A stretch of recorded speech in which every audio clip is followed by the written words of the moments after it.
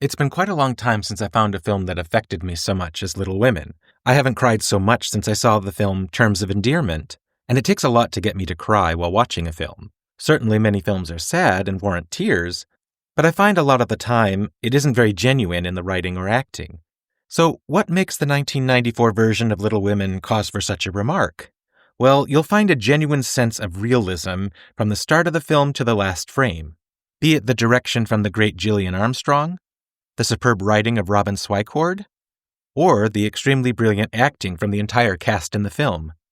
Join me today on Real Beans as we take a deeper look at a film that was a huge success during my childhood, that I somehow ignored as being dull and uninteresting. And while we chat, we'll be drinking another superb blend from La Colombe called Corsica.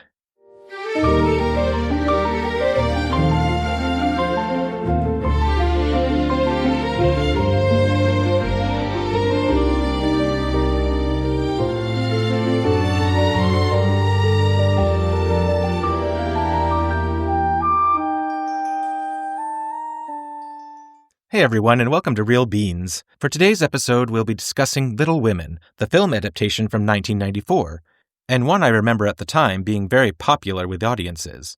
But somehow I thought it wouldn't be worth my time. I had read the book as a teenager and played John Brooke in a play adaptation, but at the time I found both extremely dull. I chalk it up as being young and more interested in mysteries by Agatha Christie. So when Lindsay, a friend of mine and supporter of the podcast, suggested this film, I felt it was something I should check out. Maybe I had grown more and would appreciate it. I had never seen any of the other film adaptations, one from the 1930s starring Katharine Hepburn, one in the 1940s with June Allison and Elizabeth Taylor, and in 2019 with Saoirse Ronan. I was amazed to discover that the film exceeded my expectations. I found myself moved, enthralled, inspired, and saddened.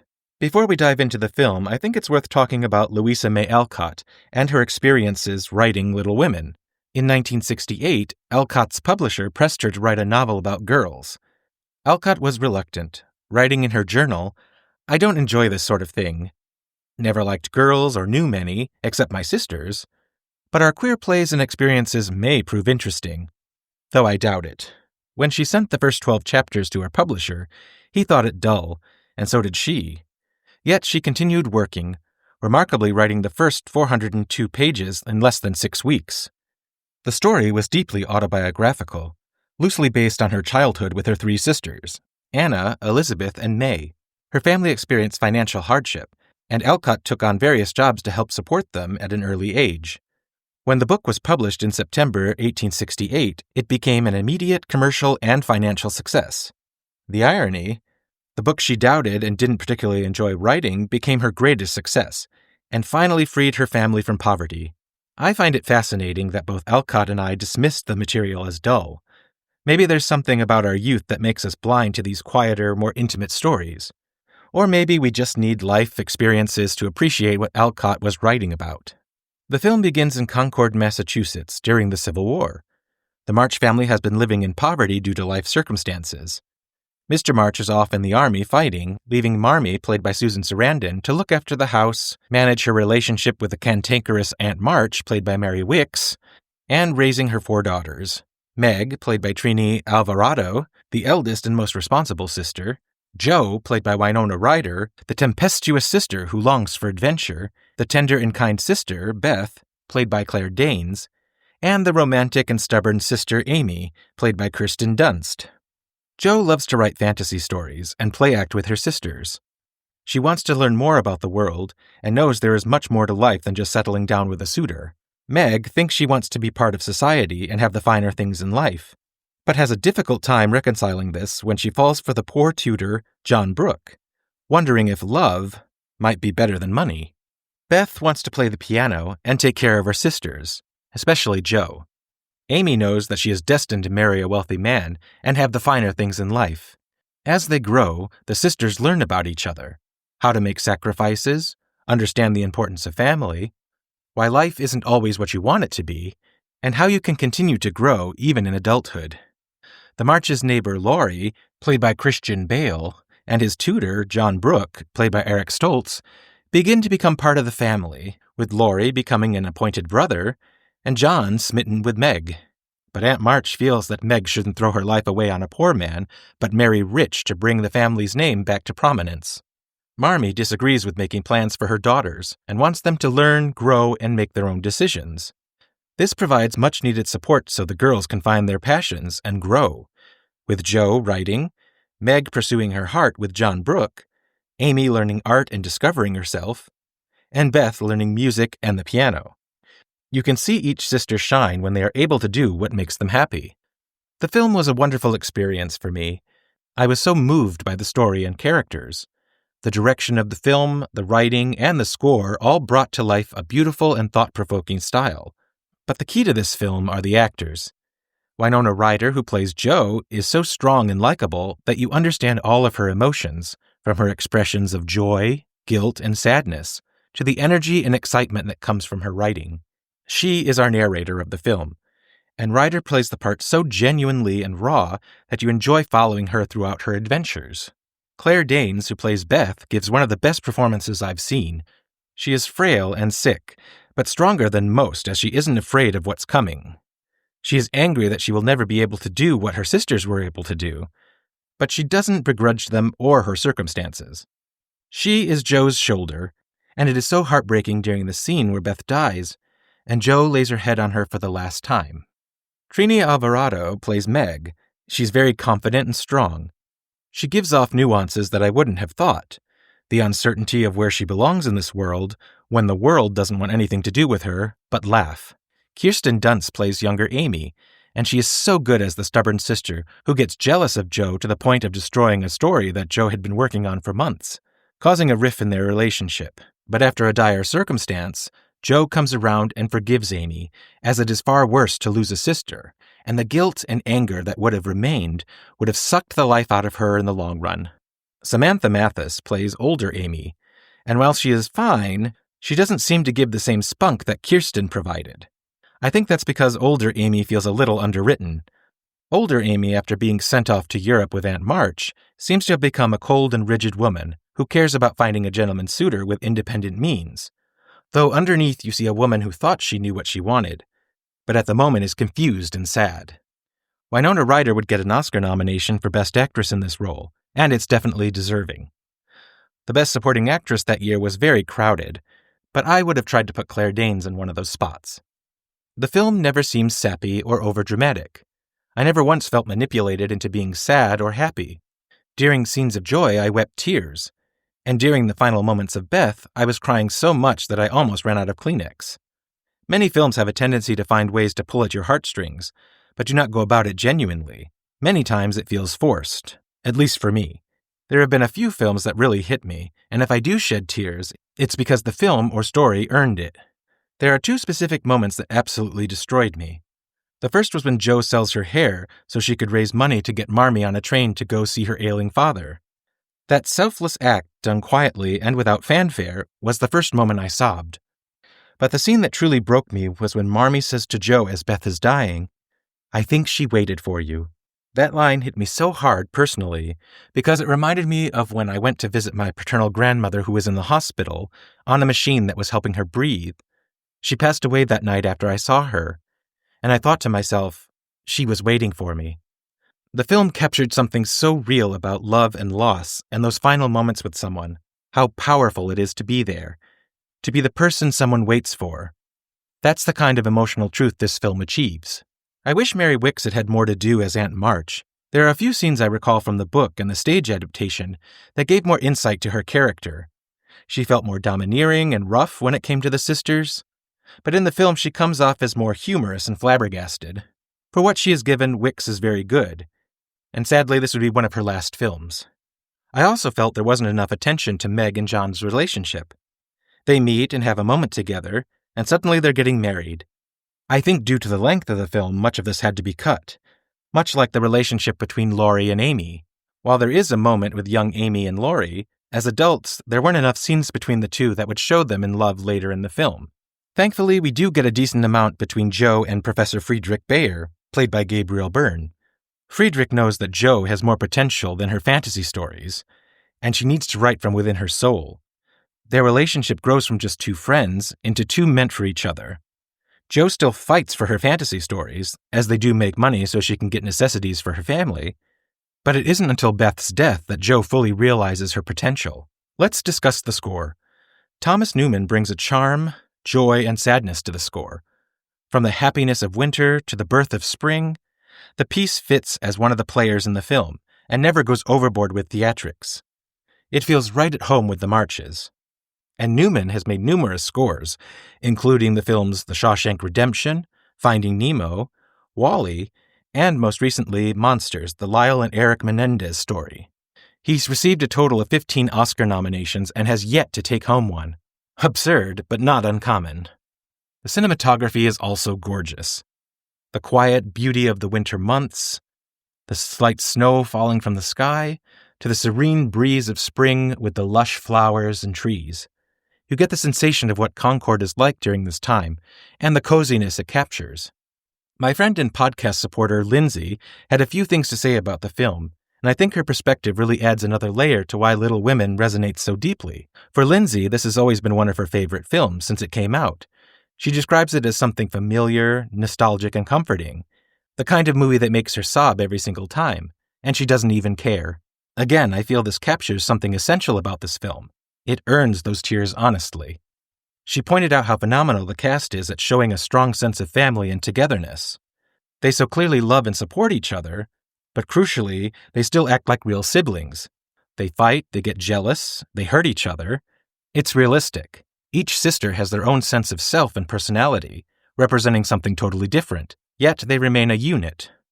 And Marmee serves as the headstrong guiding light holding them together. What inspired Lindsay growing up was how the film shows the March family giving to those less fortunate, even when they're in need themselves. She also wanted to be part of their family. And I think that speaks to how the film creates a sense of warmth and belonging that draws you in. Lindsay also highlighted the selfless acts throughout the story. Jo selling her hair for her family, and particularly Jo's decision to turn down Laurie's marriage proposal. Even if you're rooting for them to be together as a viewer, it's a powerful moment showing Jo's independence. She didn't need to be with a man to be happy. Yes, at the end she does end up with Friedrich, but as Lindsay pointed out, it showed she could choose to be with a man without having to be with one.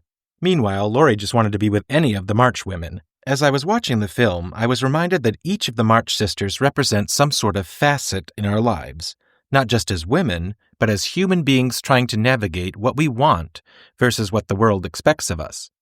Meg represents identity. She thinks she wants to be part of high society and have the finer things in life. But when she finds romance with the poor teacher John Brooke, she's torn. There's a beautiful moment in the film where you see her fully realize that the identity she thought she wanted, the one society was selling her, isn't exactly hers. She has to reconcile who she thought she should be with who she really is. Jo represents independence, or perhaps what we'd like to think of as independence. She wants to see the world and become a writer, but society is quick to dismiss a woman writer and independent thinking. What's fascinating is that even Jo's independence has limits imposed on it. She can write, but only if she writes moral tales that reinforce the very values she is trying to escape. She can be independent, but only if she does it quietly and does not make waves. The film shows us that true independence isn't just doing what we want. It's fighting for the right to even have that choice taken seriously. Beth represents gentleness and purity. She is compassionate, shows empathy to everyone, and wants to help the less fortunate. In many ways, Beth is the sister society should love most. She asks for nothing, causes no trouble, and embodies all the feminine virtues they claim to value. But here's the heartbreaking irony. Society still doesn't protect her or give her what she needs. Her early death reminds us that conforming to expectations doesn't guarantee happiness or even survival. Beth never got a chance to discover if she might have wanted something more beyond her piano and her family. We'll never know what other facets of herself she might have explored if given more time. Amy represents ambition and the desire to move forward to get exactly what you want out of life. And she knows exactly what she wants. Of all the sisters, Amy is perhaps the most pragmatic. She understands the game and knows how to play it. But what's interesting about older Amy is how the film shows the cost of that pragmatism. When we see her in Europe with Aunt March, she's become somewhat cold and calculated. She's learned to suppress parts of herself to achieve her goals. It makes you wonder, At what point does ambition become a prison of its own? Now here's what strikes me the most. Marmee encourages each of her daughters to pursue what makes them feel happy, and not just settle for something because society demands it. We need more Marmees in our lives. Without encouragement, nothing happens. When we give in to society's demands of what is acceptable with regards to our own lives, we fall into the trap of the status quo. But what I find most powerful about the film is that it refuses to take any sister's path as the right one. Meg choosing domestic life isn't portrayed as giving up, and Jo choosing independence isn't portrayed as the only enlightened choice. Each sister's journey is valid. The tragedy isn't that they can't all be writers or all be wives. It's that society insists they must choose only one identity and stick with it forever. This pressure is still very much alive today. In the US, we still look down upon passions and hobbies because we are not always looking to make money with them. Pursuing them is considered frivolous. We're told to find one thing to be ambitious with, but it has to be something that is considered appropriate, something that generates income, something that fits a clear career path, something that can be explained in one sentence at a dinner party. Marry well, make money, have children. But when it comes to passions, we're supposed to let those go at a moment's notice. Think about it. We're encouraged to be well-rounded when we're young, play sports, learn an instrument, do community service, excel academically. But the moment we graduate, we're expected to pick one lane and stay in it. You're either a writer or a teacher, an artist or a business person, a parent or a professional. The March Sisters shows us that we can be multiple things. Jo is a writer and a teacher and eventually a wife. Meg is a mother and someone who still dreams of beautiful things. Amy is an artist and someone who understands practical realities. We lock up ourselves because we don't want to alienate ourselves from the group, and this is a mistake. Think of all the art we'll never have the privilege to see. The inventions, the stories, the innovations that die because someone was told they needed to be realistic or pick something practical. I am always a believer that art of any kind makes society better, even if it's something plain or something that challenges your mind. There's a moment in the film where Laurie is envious and jealous of what the March Sisters have. Here's a young man who lives in a mansion with his wealthy grandfather, wanting nothing materially, and yet he envies the poor March family. And why is that? Because they have something that he doesn't: permission to be themselves. His strict grandfather expects him to follow the family business, to fit into a predetermined mold. Laurie only gets to grow when he's allowed to be with his sisters and gets to be himself. He's drawn to their home not because of what they have, but because of the freedom they've carved out for themselves, despite having so little. The March Sisters teach us that we contain multitudes. We don't have to fully form by age 25 and never evolve again.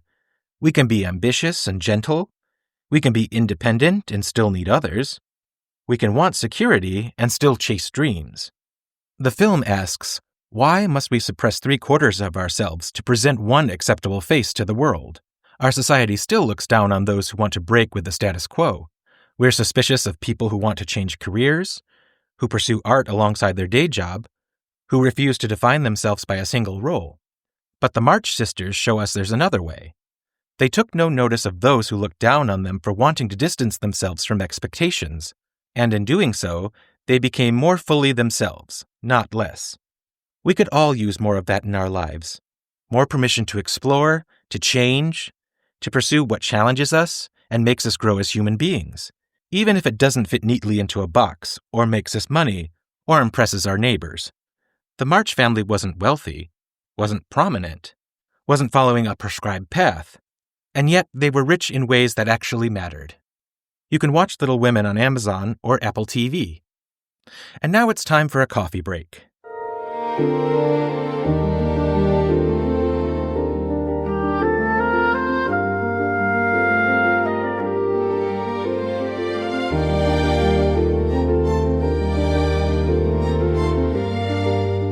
Today's brew comes from La Colombe. It's their Corsica blend. With its deep texture and dark chocolate notes and bold flavor, this is one of La Colombe's popular blends. I made it in the coffee siphon, as it would have been a practical method during the 1800s. It is easy to use on the stove and fun to watch as the water shoots up into the grounds and then the coffee filters back to the bottom. This creates a very clean and crisp cup of coffee, with much of the acid removed. It pulls out the flavors and leaves a lasting taste in your mouth. Speaking of coffee, there's a wonderful scene in the film where Jo drinks her first cup of coffee and finds it incredibly strong. It's one of those small, perfect moments that captures Jo's character. She's trying to be grown up and worldly, experiencing something new, and the coffee is almost too much for her. But being Jo, she persists. And what I love is that throughout the rest of the film, she continues to drink the coffee. Not just because Friedrich does, but because she genuinely loved it. It becomes part of who she is. I think about that scene while drinking this Corsica blend. It's a bold coffee, and it doesn't apologize for what it is. And like Jo, it has depth and character that reveals itself the more time you spend with it. The Corsica blend brings to mind comfort and remembrance, something that Little Women strives to create. La Colombe began in 1994, the same year this film was released, starting their roots in Philadelphia. Today they have cafes all over the United States. They are consistent in their blends and are represented by what is called third wave coffee, meaning part of the specialty coffee roasters. Chobani acquired La Colombe in 2023 and continues to operate cafes and sells products in many grocery stores, including Whole Foods, Pavilions, and Target. If you like the Corsica blend, you'll also enjoy their popular blend, Nizza. If I could give Little Women 6 stars out of 5, I would. It is a film that has me wanting to revisit the novel and see if I gain more from it than I did as a kid. When you find a film that has as much care given to it as this, you strike gold. There is a reason why it was such a big hit for my generation, and why it is still revisited today. I think the film resonated so deeply in the 90s because my generation was just beginning to question the paths laid out for us. We were told we could be anything, but society still had a specific idea about what anything should look like. And here's this film set in the 1860s, showing us that this struggle isn't new. The March Sisters were fighting the same exact battles we were, just in a different era. That's why this film endures today. We're still searching for ourselves, still trying to contain multitudes in a world that demands we pick one box and stay in it. The status quo keeps pushing us back, insisting that there is a right way to live. But films like Little Women remind us that our identities are ours to define. There are lessons to be learned from the March Sisters, and glimmers of hope in our society. We continue to move forward, even when society tries to keep us in one place. Next time on Real Beans, we go into the madcap world of travel with planes, trains, and automobiles, with 2 heavy hitters in the comedic world, John Candy and Steve Martin. We will also discuss the rise of coffee in to-go cups, and why it has helped and hurt coffee taste. A special thank you to my friend Lindsay for her recommendation and support of this podcast. Until next time, remember, sip, watch, repeat.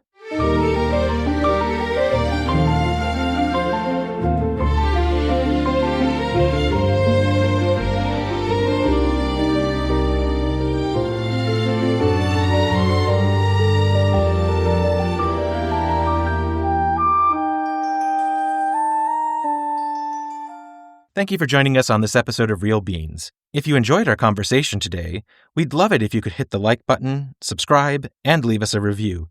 It really helps us grow and reach more fellow film and coffee lovers. You can catch all of our episodes on your favorite podcast platform, on our YouTube channel, and for even more insights, recommendations, and everything films, head over to realbeans.com. Want to support our show and help us keep brewing up great content? Visit realbeans.com/support.